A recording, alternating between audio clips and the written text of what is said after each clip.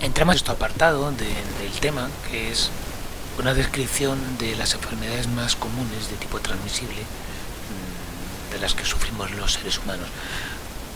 No las voy a describir en exceso, en muchas de ellas simplemente es un cuadro de forma de transmisión y algunos síntomas principales y el agente causal. El agente causal tenéis que conocerlo, los mecanismos de transmisión tenéis que conocerlo, porque es la parte más importante, es decir, quién lo causa y cómo lo podemos evitar, porque al fin y al cabo la forma de evitar las enfermedades va a depender de la forma de transmisión. Entonces vamos a irlas viendo por tipos de microorganismos o de agente causal. Empezamos por virus, pasaremos por bacterias, etc.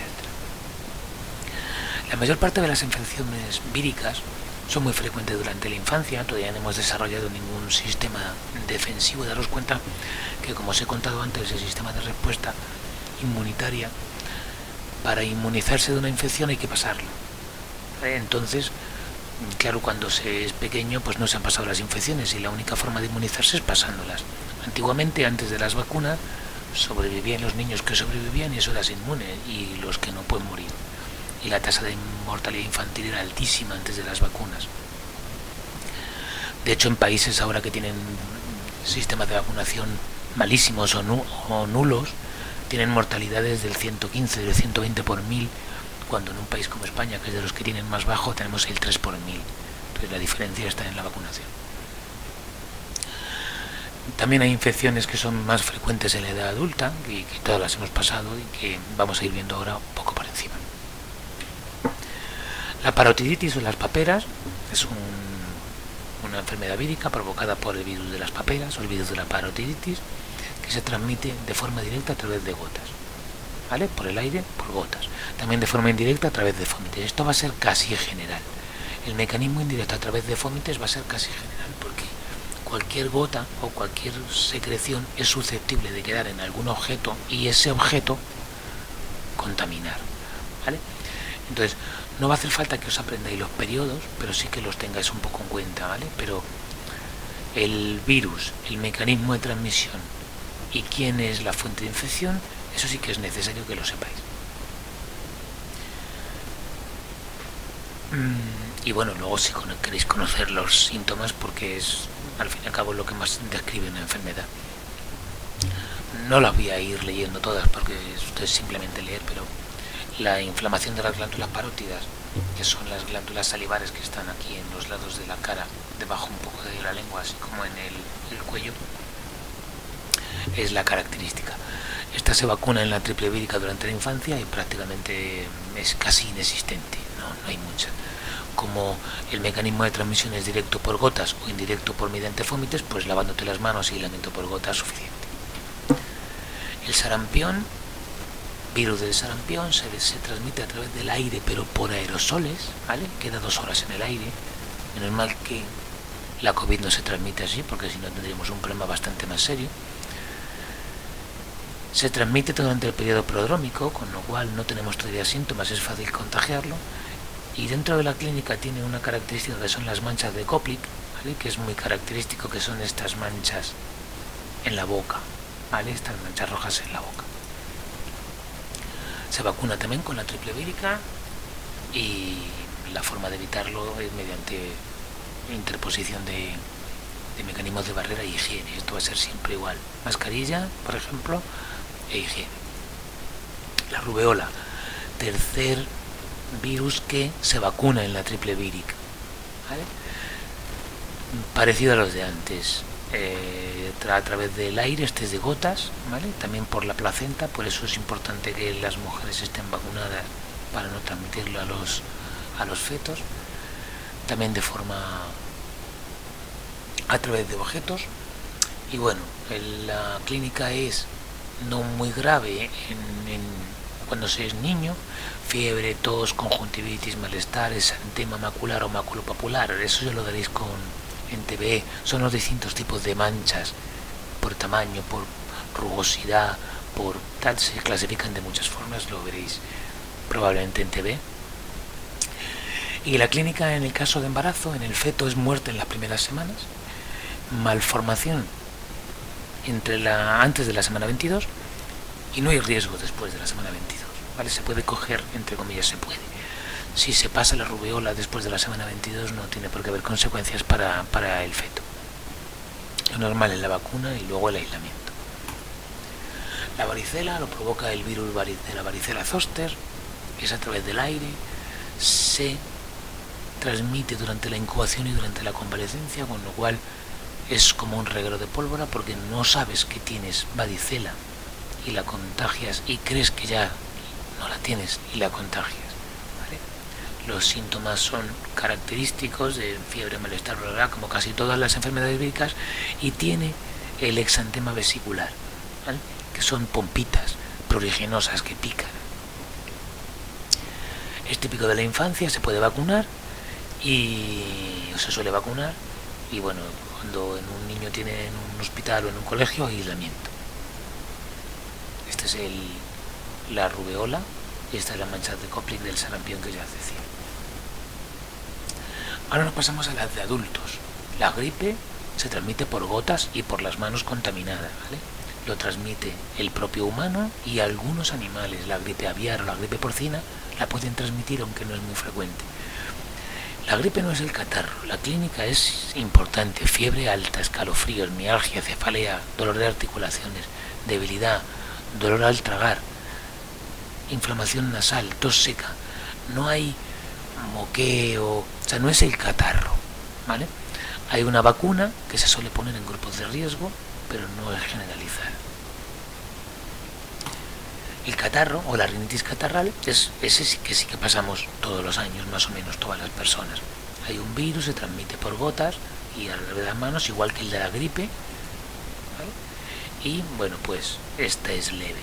Así como la gripe puede ser grave, incluso puede ser mortal, tiene una tasa de mortalidad relativamente alta, el catarro o resfriado común no va a ningún lado en cuanto a síntomas, por lo general. La hepatitis B es otra infección vírica importante que se transmite por vía parenteral, o sea, a través de los tejidos, a través de la sangre, vía sexual y perinatal, se contagia a los niños al nacer, o mediante vómitos contaminados con sangre infectada. Destaca que también se transmite durante la incubación y durante la convalecencia de forma crónica. Una persona con hepatitis B transmite virus de la hepatitis B siempre. Tiene dos fases importantes, una aguda, ¿vale? Y una fase crónica, que termina con cirrosis hepática y puede resultar fatal. Hay una vacuna, hay una inmunoprofilaxis pasiva que se pone excepcionalmente cuando ya te has contagiado, se puede poner para intentar evitar que avance, y luego están los antivirales como el tenofovir, que se utiliza para intentar matar a los virus y que disminuyan. La inespecífica, la prevención inespecífica es la protección, como se transmite sobre todo por vía sexual, pues por vía sexual y descontaminando vómitos. El papiloma humano o el herpes, ¿vale? El virus del papiloma humano se transmite, el herpes labial, ¿vale? Mediante contacto directo, el tipo que sea, el sexual es un contacto directo, o mediante vómitos. Se transmite también siempre en todos los periodos y tiene tres formas. Una forma dérmica, que es la verruga, las verrugas normales, las que aparecen en el cuerpo, no en el labio, en los dedos o en lo que sea.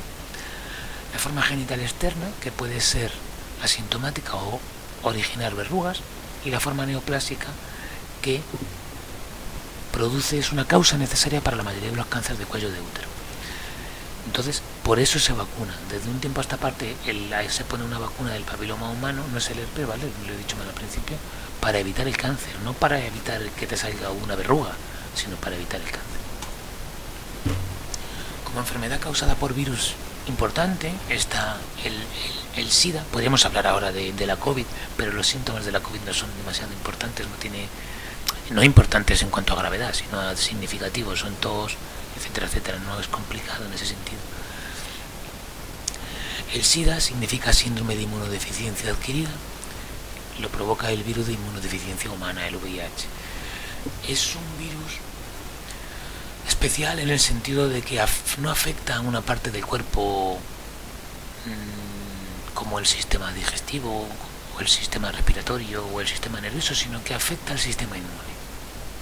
Entonces, al afectar al sistema inmune, la capacidad defensiva que tiene el cuerpo para luchar contra los virus se ve destruida. Entonces a largo plazo nos desprotege por completo. Y al estar desprotegido por completo aparecen infecciones y tumoraciones que terminan con la vida del enfermo en el caso de que no haya tratamiento. La enfermedad tiene varias fases. El síndrome de retroviral agudo, que se llama, que es un cuadro infeccioso con fiebre leve a moderada durante un par de semanas. Puede pasar por una gripe. Una fase asintomática después de esta fase inicial que puede durar hasta 15 años, en el que no hay ningún síntoma, nada, cero, no sabes que tienes virus del SIDA, pero contagias virus del SIDA. Fijaros, durante 15 años contagiando virus del SIDA. Luego ya aparece la fase de linfadenopatía generalizada persistente, que es una inflamación de los ganglios, cansancio, dolor de cabeza, y aparecen infecciones por patógenos no oportunistas. Uno empieza a tener más gripes, más catarros, más salmonelosis, más problemas infecciosos provocados por patógenos. Luego aparece una fase ya de síntomas, una fase sintomática con infecciones oportunistas de tipo benigno. Ya hay más candidiasis, ya hay más infecciones por Escherichia, ya empieza a haber infecciones por bacterias y por hongos que normalmente no son infecciosos, solo oportunistas. Están aprovechando la oportunidad que decíamos al definirlos.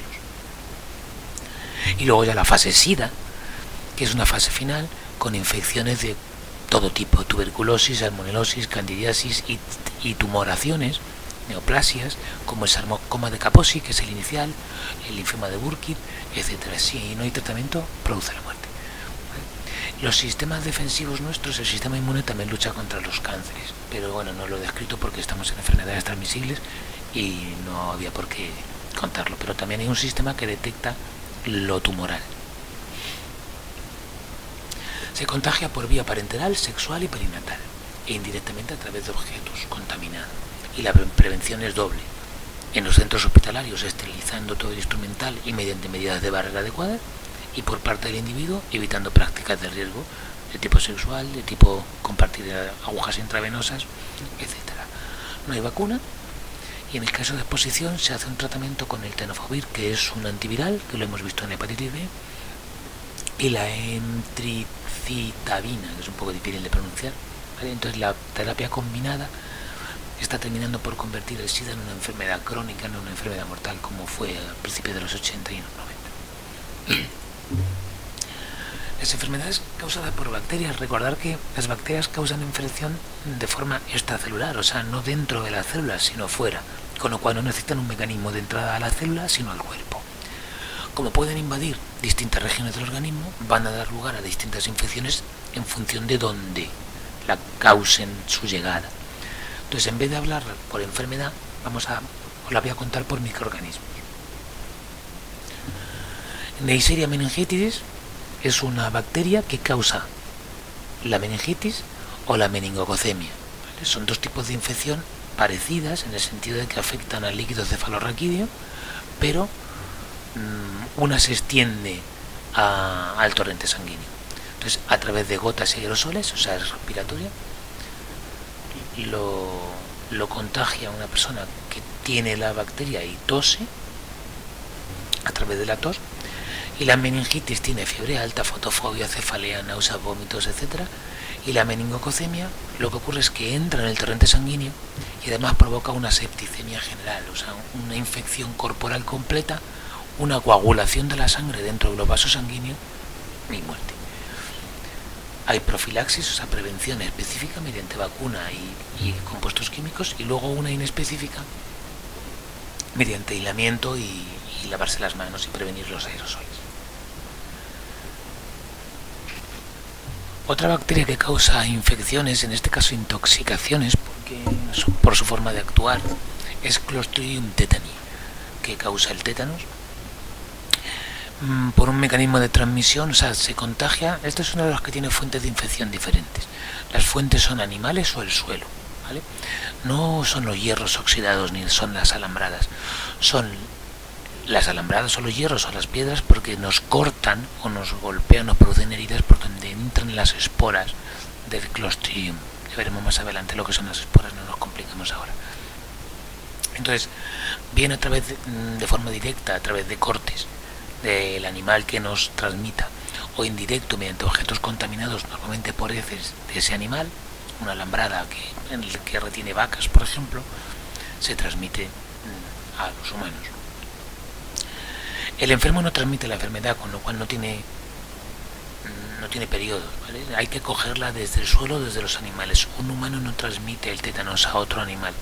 Sin embargo, se puede coger en cualquier momento desde los animales o el suelo, porque son mediante esporas, se transmite mediante esporas, que son unas estructuras de resistencia que aguantan muchísimo tiempo fuera de un reservorio o una fuente animal. Tiene dos fases. Hablamos mucho del tétanos como si fuera algo poco grave, pero es una enfermedad muy grave. Tiene una primera fase en la que hay un aumento del tono muscular, con espasmos, disfagia, o sea, dificultad para tragar, risa sardónica, que es un tipo de mueca de la cara que parece una risa, pero en realidad no tiene ningún tipo de gracia. El opistótonos, que es esta postura, ¿vale?, que se arquea todo el cuerpo por la contractura muscular. Esta es la risa sardónica. Y contracciones paroxísticas, o sea, convulsiones. Y luego hay una segunda fase que es mortal, que hay hipertensión y taquicardia alternada con hipotensión y bradicardia, o sea, empieza a haber lo contrario, arritmias y parada cardiorrespiratoria, midriasis pupilar, hipertemia, laringoespasmo, etc. Muerte. La vacuna existe, hay una vacuna previa, pero también se puede poner una vacuna post-exposición. O sea, si tú te cortas o te pinchas y hay riesgo, te la ponen porque la bacteria del tétanos actúa despacio, entonces la puedes matar antes de que te provoque la enfermedad, aunque ya la tengas dentro mediante una vacuna. Mycobacterium tuberculosis es la bacteria que causa la tuberculosis, se transmite por el aire mediante gotas y aerosoles, por los dos mecanismos aéreos. Lo transmite alguien con tuberculosis en estado activo, con tos, ¿vale? Y también personas portadoras, también siempre mediante la tos, es una enfermedad pulmonar. Hay fiebre, pérdida de apetito, pérdida de peso, sudoración nocturna, eso es característico, malestar, y luego en la fase ya pulmonar hay una tos crónica, primero seca y luego ya productiva con esputo, hemoptisis, o sea, sangre en la respiración, disnea, dificultad para respirar y insuficiencia respiratoria. Hay vacuna y quimioprofilaxis. Hay un medicamento, se llama isoniazida, que en el paso de la primaria a la secundaria es muy eficaz para evitar que se desarrollen pulmonarmente los microorganismos. La profilaxis es específica de la que he dicho, inespecífica pues aislamiento. Como siempre va a haber aislamiento e higiene. Streptococcus pneumoniae es un tipo de coco, o sea, una bacteria con forma redondita, que produce dos infecciones bastante diferentes, muy diferentes, en función de la parte del cuerpo a la que afecte. Una neumonía o una meningitis. Daros cuenta de la diferencia. El mecanismo de transmisión es aéreo, por gotas y por aerosoles, o sea, entra por vía respiratoria, lo transmiten pacientes en estado clínico con tos o portadores de la bacteria. Y en su fase pulmonar, fiebre, escalofrío, sudoración, dolor torácica, tos, una infección pulmonar grave. Si alcanza y se hace muy persistente a nivel pulmonar, puede pasar a la sangre y terminar vía sanguínea en las meninges, que son las tres capas que recubren el sistema nervioso central.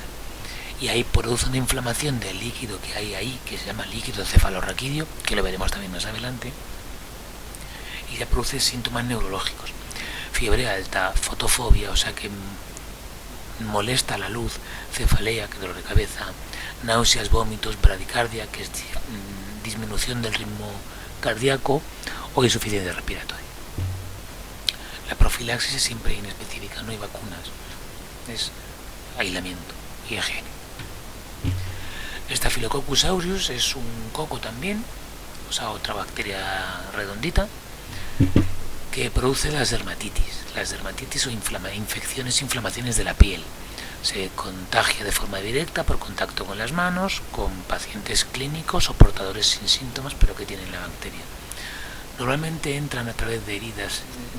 Sobre la piel intacta es difícil, pero una piel mal cuidada, pequeñas heridas, pequeñas grietas, pequeñas descamaciones pueden facilitar la entrada de la bacteria y produce foliculitis y forúnculos, que son infección de los folículos pilosos, tanto de la barba como de las piernas, o de zona de acumulación de pelo fuerte, impétigo, que es una dermatitis con pústulas en la cara, y luego también mastitis, o sea, inflamación de las glándulas mamarias, infección de heridas, incluso puede provocar meningitis porque vía sanguínea termine dentro de las meninges. La profilaxis es siempre inespecífica de tipo higiénico. Clostridium botulinum es otra bacteria del mismo género que Clostridium tetani, es decir, de la bacteria del tétanos, que produce una enfermedad, una intoxicación bacteriana también, que se llama botulismo. Puede entrar de forma directa a través de la piel no intacta por cortes y pinchazos como el tétanos, pero también a través de alimentos, ¿vale? Porque también se produce por alimentos envasados y ahí provoca una variante alimentaria. El enfermo no transmite la enfermedad, como el tétanos, y en cualquier momento se puede coger porque se transmite por esporas que estén en suelo, en alimentos envasados. Sequedad de boca, estreñimiento, debilidad muscular, visión borrosa, náuseas. O sea, es una enfermedad digestiva. Y puede desembocar en una parálisis flácida muscular, desde leve a muy grave, con insuficiencia respiratoria y un estado de coma y la muerte. La forma de evitarlo específica es evitando alimentos sospechosos, sobre todo las latas hinchadas, y cuidado con las conservas caseras. Salmonela de las distintas especies, Salmonella typhi, Salmonella paratyphus, Salmonella enteritidis, provocan la salmonelosis, o las fiebres tifoideas y las fiebres paratifoideas son similares, ¿vale? Pero la salmonelosis es una infección intestinal que se transmite de forma directa por vía digestiva a través de las manos contaminadas por heces, o a través de estas mismas heces pero de animales a través de los alimentos, por ejemplo los huevos. El periodo de transmisión es clínica y la vida de las bacterias en los alimentos. Si tú tienes una mayonesa contaminada, pues mientras exista la vida de la bacteria en el alimento, será contagioso. Hay como dos variantes más o menos graves: una gastroenteritis aguda, vómitos, diarrea y deshidratación severa, o síndrome disentérico o de la disentería, que es también una diarrea pero con sangre, pus y moco y tenesmo y dolor cólico, o sea, ganas de ir al baño y dolor intestinal fuerte, aunque no haya ya nada que echar. La forma inespecífica es la higiene de manos en la preparación de los alimentos y evitar los alimentos crudos, porque está muy presente en todos los alimentos, sobre todo en el pollo. Legionella pneumófila es otra bacteria que se transmite por el aire y por el aire, pero a través del agua, o sea, mediante aerosoles. Una ducha, un aire acondicionado que tiene agua que termina en pequeñas gotitas microscópicas que se mueven en forma de aerosol, es lo que transmite y se respira. Entonces las fuentes son aguas contaminadas, pero entra por los pulmones. No se contagia entre personas y produce dos enfermedades con nombres diferentes, aunque son similares en el fondo: la legionelosis, que es más grave, y la fiebre de Pontiac, que es más leve. La legionelosis, neumonía grave con fiebre, escalofríos y tos, dolor muscular, dolor de cabeza, pérdida de apetito, etc. Y la fiebre de Pontiac es parecida, pero sin neumonía, sin problemas pulmonares, solo de fiebre de vías altas y medias. La profilaxis es la higiene de los depósitos de agua, de aires acondicionados y cosas así, y luego evitar zonas de riesgo donde pueda haber y se produzcan aerosoles por la humedad de los bosques, por las mañanas, etc. Pero vamos, en España no hay problema con eso. Saltamos al tercer tipo, que son enfermedades causadas por cromistas y por protozoos, que son poco comunes en los países occidentales por el clima y por la cultura que ha ido eliminando zonas pantanosas y zonas de humedades y tal, pero frecuentes en algunos otros países, como es la malaria, que es una de las enfermedades más con más casos, con más prevalencia y más incidencia a nivel mundial. Los cromistas y los protozoos pueden tener dos tipos de ciclos vitales. Tienen ciclos vitales simples, es decir, en un único huésped desarrollan todo su ciclo vital desde que nacen hasta que se reproducen, y otros que son complejos, que tienen dos fases vitales, una sexual y otra asexual, que se llevan a cabo en dos huéspedes diferentes. Y os pongo un ejemplo de cada uno. La toxoplasmosis la causa un protozoo, el Toxoplasma gondii, de ciclo complejo, en el que el hombre es un huésped accidental. Los huéspedes reales son los gatos y los ratones, que son los dos huéspedes donde se desarrolla la enfermedad.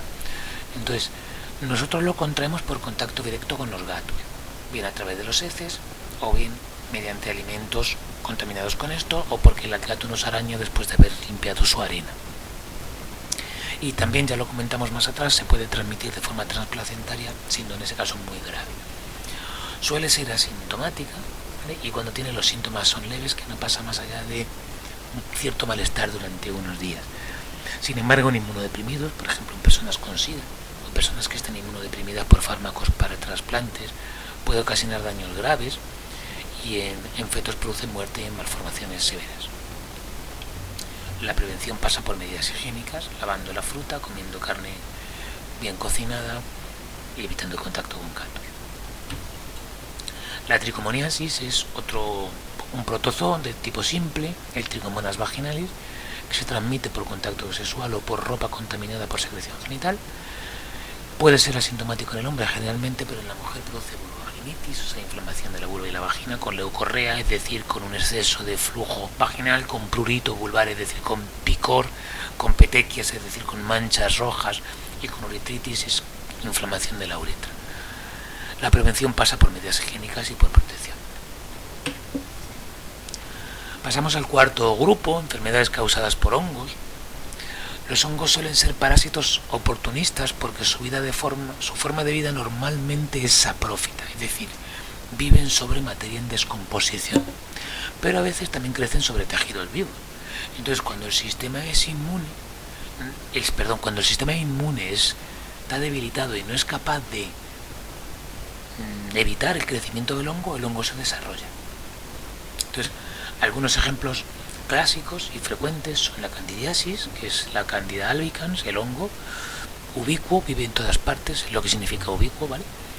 Y también vive sobre nuestras mucosas y sobre nuestra piel. Entonces, si tenemos una debilidad inmune o un tratamiento antibiótico largo que lo que hace es que disminuye nuestra flora habitual, el hongo se reproduce, el hongo crece y provoca enrojecimiento, picazón, bien vaginal, bien en la boca, donde recibe el nombre de muguete. Esto es como frecuente en personas mayores con dentaduras postizas, de quita y pon, que las contagia, las contamina. La mayoría de las veces es una transmisión endógena. Esto quiere decir que es la propia persona la que se autoinfecta, es decir, transmites el hongo de una parte de tu cuerpo donde no tienes ningún problema a otra donde puede generar una debilidad, ¿vale? Aunque también es una enfermedad de transmisión sexual. En inmunodeprimidos, como en personas con SIDA avanzada, fase SIDA, puede producir problemas pulmonares, problemas cardíacos, problemas de meningitis, etc. Otro hongo es el Cryptococcus gattii, que provoca una infección, que es la criptococosis, que la transmiten las heces de ciertas aves. Entonces, cuando tú entras en contacto con esas heces de aves o de murciélagos, ¿vale?, pueden entrar las esporas en los pulmones y colonizarlo, provocando una infección asintomática o un desarrollo más grave hasta producir una neumonía que es potencialmente mortal. En inmunodeficientes, pues lo mismo que decíamos antes, puede provocar todo tipo de infección. Y luego un hongo, una infección menor pero molesta, son el pidaleta o la onicomicosis, o la tiña podal o la tiña de las uñas, ¿vale? Que es un mismo hongo, el Trichophytum rubrum, que afecta a los pies es el que se coge en las piscinas o en los gimnasios o en las zonas donde hay una humedad y nos movemos con los pies en aguas que tienen esporas de los hongos, y se transmite de forma directa entre personas o mediante el agua de las piscinas y los gimnasios. Aquí tenéis una foto de una tiña podal, un pie de atleta, entre los dedos, o la onicomicosis, la infección de los hongos, de las uñas, perdón. Y ya las últimas, las causadas por animales, son siempre por animales parásitos, ¿vale? Según la ubicación del parásito vamos a tener dos tipos de enfermedad parasitaria: los que parasitan desde dentro o endoparásitos, o los que lo hacen desde fuera o ectoparásitos. Los endoparásitos normalmente son gusanos, ¿vale? Gusanos genéricamente llamados helmintos, gusanos planos. Tienen ciclos vitales complejos, normalmente con dos huéspedes, un intermedio en el que se desarrollan las larvas y un definitivo en el que se desarrolla el adulto. Entonces, el hombre suele ser un huésped accidental, aunque a veces es el definitivo, ¿vale? Es decir, el huevo se desarrolla a larva en un animal, por ejemplo en un cerdo, y nosotros nos comemos el cerdo y desarrollamos la larva a adulto, que se reproduce, sale con las heces y lo ingieren los cerdos y se cierran los ciclos, ¿vale? Algunos ejemplos son Taenia solium. Taenia solium es un gusano plano muy grande, de metros de longitud, que vive en el intestino y provoca dos tipos de infecciones según qué parte nos afecte, si el desarrollo de la larva o la parte del gusano adulto. Entonces, la teniasis es cuando el humano se contamina al ingerir larvas, carne contaminada con larvas, y desarrolla el gusano dentro del intestino. El gusano va a poner huevos que van a salir con las heces. La cistercircosis es cuando interferimos en el ciclo de la larva de la otra forma, es decir, ingerimos los huevos y se desarrollan de huevo a larva dentro de nosotros. En ese caso se forman los cistercercos, que son una especie de estructuras de protección de la larva y que se desarrollan principalmente en el cerebro, ¿vale? Estos puntitos de aquí son cistercercos en un cerebro. Otro endoparásito es Anisakis simplex, que es un parásito de los peces y de los mamíferos marinos. Es su ciclo, pasa de peces a mamíferos marinos y a peces, ¿vale? Pero que como nosotros pescamos, nos metemos entre medias del ciclo y somos un huésped accidental. Somos accidental porque de nosotros no va a ir a los peces otra vez, por eso somos un huésped accidental. Estas son Anisakis simplex en una merluza. Los ectoparásitos son los externos. Los más normales son artrópodos. Los artrópodos suelen ser o ácaros o insectos. Hay más, pero los que suelen ser parásitos para el hombre son de estos dos tipos. Además de producirnos enfermedades directamente, a veces nos provocan enfermedades porque se comportan como vectores de otras enfermedades, ¿vale? En este caso tenemos, por ejemplo, la malaria, que la provoca el Chromista Plasmodium falciparum, pero que lo transmite el mosquito anófeles, ¿vale? Es un vector vivo, normalmente propagativo, es decir, se reproduce dentro de él. La enfermedad del sueño lo produce el protozoo Trypanosoma brucei y lo transmite las moscas del género Glossina, que se les llama genéricamente mosca tsetse. El mal de Chagas lo produce también otro Trypanosoma cruzi, que también es un protozoo, y lo transmite, lo vectoriza la chinche, la bicucha, que es el Triatoma infestans, ¿vale? Esta es sudamericana. La glosina es africana, igual que y el anófeles es ubicuo en todo el mundo. O luego está la enfermedad de Lyme, que lo transmiten las bacterias del género Borrelia, varios tipos de bacterias del género Borrelia, y que lo transmite una garrapata, el Ixodes ricinus, ¿vale? Como apunte, cuando pongo SPP, quiere decir que no pongo el nombre específico del microorganismo, sino que son varias especies del género Borrelia. Eso es lo que quiere decir, por eso lo pone así a veces. Otro ectoparásito, que causa una enfermedad directamente, no porque sea vector de otra, es el Sarcoptes scabiei, que causa la sarna. ¿Vale? La sarna es una enfermedad que provoca este ácaro que vive bajo la piel, que escarba bajo la piel y pone huevos. Tras eclosionar, las larvas salen por heridas que se provoca a la persona al rascarse. Y entonces te las llevas en las uñas y los contagias por contacto directo. Los síntomas son picor, eczema, heridas por rascado, etc. Esta enfermedad se transmite muchísimo en las residencias de ancianos cuando una persona tiene sarna, por una cuestión de profilaxis, es higiénica.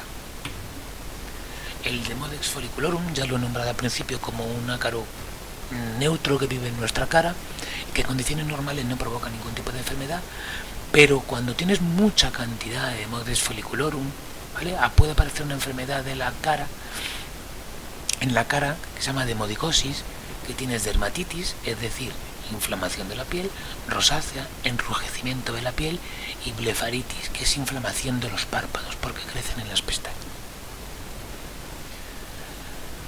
Otra enfermedad causada por insectos, en este caso insectos, no ácaros, como los de antes, es la pediculosis, que la causa unos firápteros, que son un tipo de insecto que no tiene alas y que destacan tres. En cuanto a infecciones humanas hay más, pero humanos destacan estos tres: el piojo de la cabeza o Pediculus humanus capitis, el de la ropa o el del cuerpo, que es el Pediculus humanus corporis, y la ladilla, que se llama Pterus pubis. Lo que hacen es que muerden la piel y sacan sangre, con lo cual provocan un picor y una reacción alérgica. Las hembras ponen huevos, que se llaman liendres, ¿vale? Y el contagio se produce por contacto, cabeza con cabeza, o sexual en el caso de la ladilla. Y la prevención es higiénica.